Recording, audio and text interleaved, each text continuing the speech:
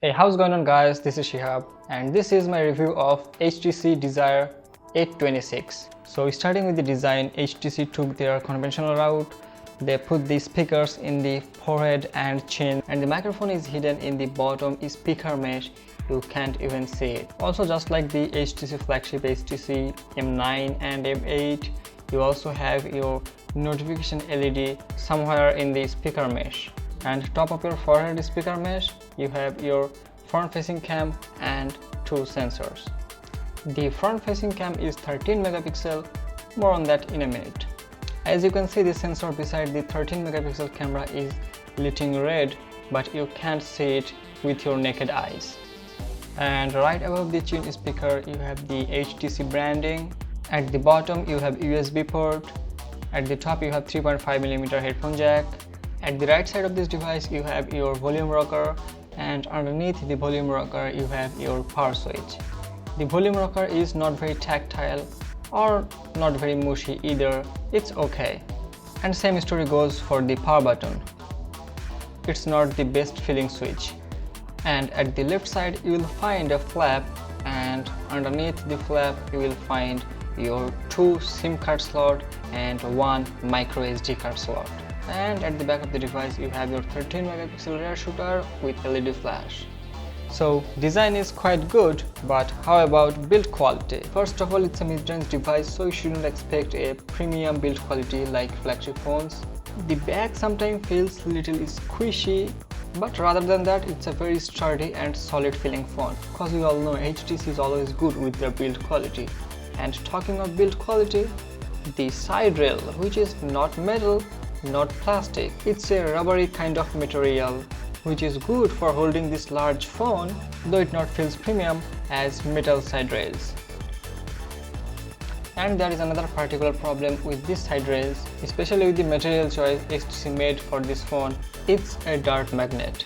After using this phone couple of weeks, you will feel that your side rails is getting dirtier, and no matter how hard you try to remove it, it never goes away. So overall, for the design and build quality, it's a good choice. Now let's talk about the display. It has a beautiful 5.5-inch 1080p display with a 401 pixel per inch. It's a Super LCD 3 panel from HTC, which is nice.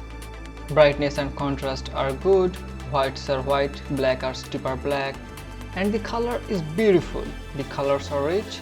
It's a little bit saturated side, but legitimately that looks very good. After all, it's not a oversaturated Samsung display. So in terms of display quality, I have no complaint and I like it.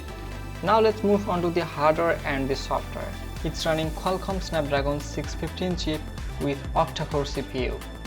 4 core runnings at 1.7 GHz and the rest of the 4 cores running at 1 GHz for your underload works like receiving calls and sending a text. It's got an Adreno 405 GPU with 2 GB of RAM and 16 GB of internal storage. And it comes with micro SD card slot, which can support up to 128 gigs of micro SD card, which is great for media rights. And right out of the box, it's running HTC Sense UI, top of that Android 5.0.1 Lollipop. Though I like the stock Android look, but after this talk, I like the skin of HTC and Sony. So in terms of hardware, it's a solid mid-range smartphone. Now let's take a look at the thing people care the most when buying a smartphone. Its camera. It has a 13 megapixel rear shooter that can also shoot 1080p video at 30 frames per second, and for slow motion it can shoot 720p video at 60 frames per second, but no 4K here. So you can't shoot 4K videos with your HTC Desire 826. As nowadays people knows, megapixel is not everything. It's about the quality of the picture.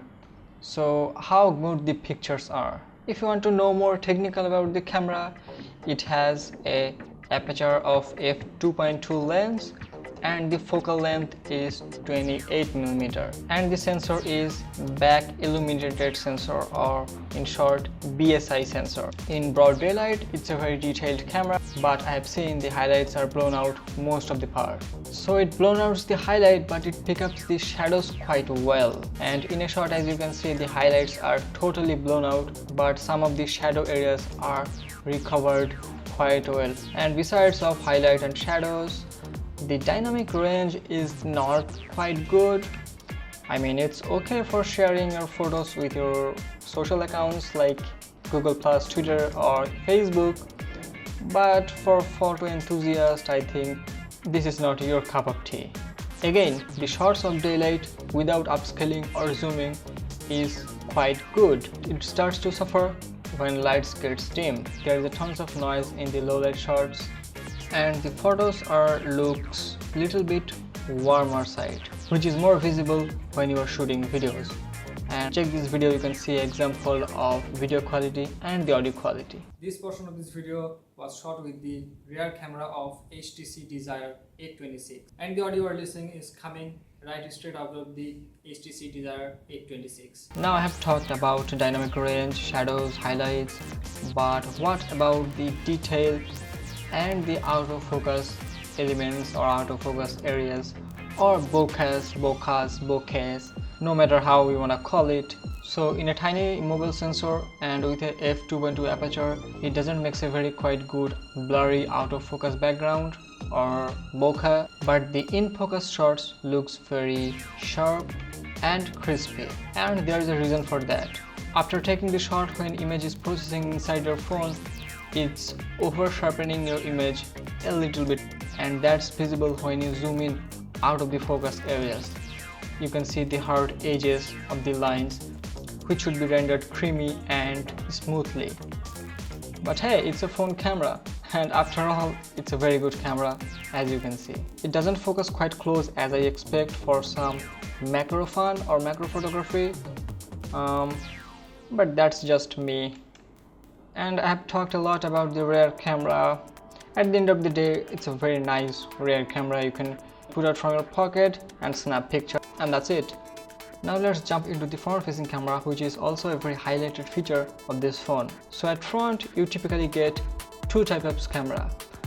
It depends on which model you get. Here I got the India model, which has a 13 megapixel camera and can shoot 1080p videos.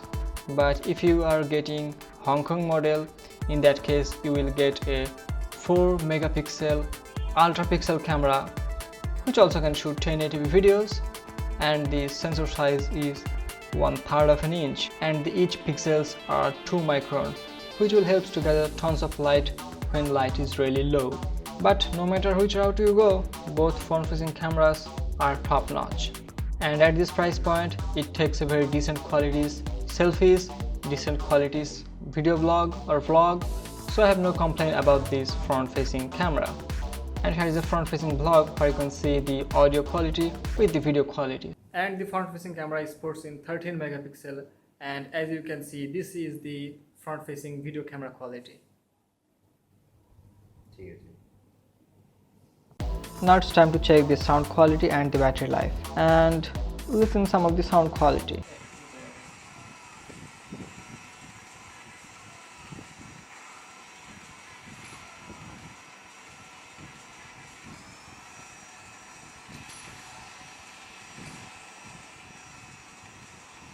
Jump.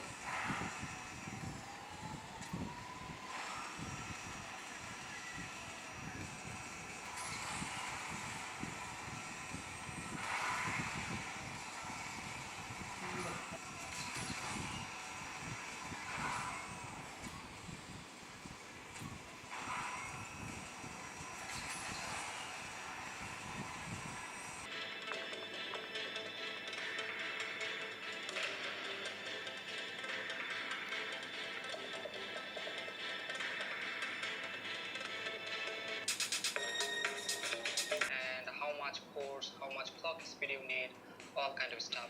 So basically some people say picking a CPU is not every hard. Now the battery life of this phone is good. It has a 1600 milliampere battery, but also it has a large 5.5 inch 1080p display. So if you are staring at your phone all the time, you will drain your battery faster, but average at the end of the day you will get some battery life left. So when you're sleeping, put the charger on.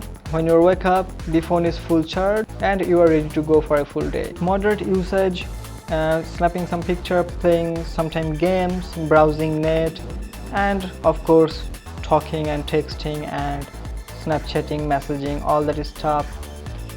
It will handle a full day, no problem. So now the conclusion time, or the pros or cons time. Pros being the good thing about this phone and cons being the things I don't like about this phone. Just like all other HTC smartphones, the first pros of this phone will be the Dolby audio quality with boom sound front firing speakers. So the sound quality of this phone is very good. Number 2, it has a very nice display, the color and contrast is very good. And the number 3, it has a very good camera as a mid-range smartphone. Now let's talk about the cons I didn't like about this phone. First of all, the weight. It's a heavy phone. It has a 5.5 inch of real estate in its screen, but it's got a very hefty weight. It's 183 grams of phone, and for me, I can't handle that much of weight. Cons number 2, this phone gets hot. And number 3, the side rails is very dirt magnet. These are my pros and cons about this phone, but at the end of the day, I like this phone. So there you have it guys, this was my review of HTC Desire 826. Thanks a lot for watching. Please subscribe to my channel to get more tech videos. Click here to subscribe. As always, stay tuned, stay awesome, and I'll see you guys in the next one.